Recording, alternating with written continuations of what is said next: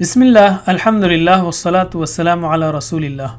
Understand Quran and Salah the easy way 3-minute series, lesson number 7a, in which we will study Iyyaka na'budu, or habit number 8, worship Allah.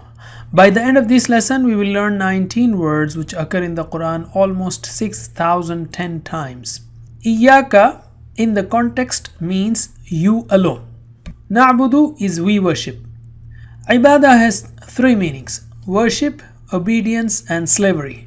We worship Allah in all these senses.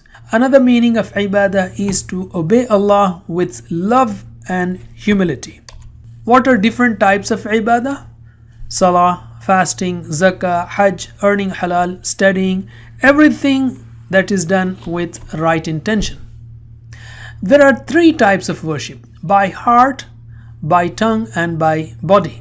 Worship of the heart includes having faith, sincerity, love, trust, remembrance of Allah, fearing Allah, hoping from Allah, being humble in front of Allah, and so on.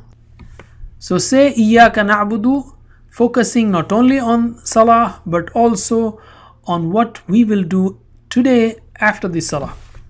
Somebody may say, why should we worship? Why not just enjoy the life?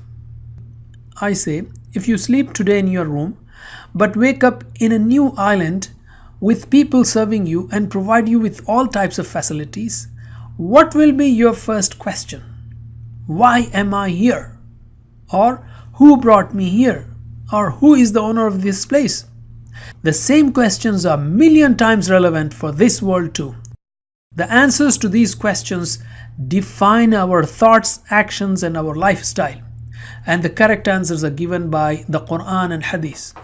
When we realize that Allah is the one who created us and blessed us with countless blessings to help us enjoy our life, then we get an internal powerful urge to love Him, to worship Him, and to put our heads on the ground to glorify Him. In fact, Allah created us to worship Him. We are made up of body and soul. If we don't feed the soul properly, nothing will make us happy. Only through zikr of Allah and His worship can we find true and everlasting peace and happiness.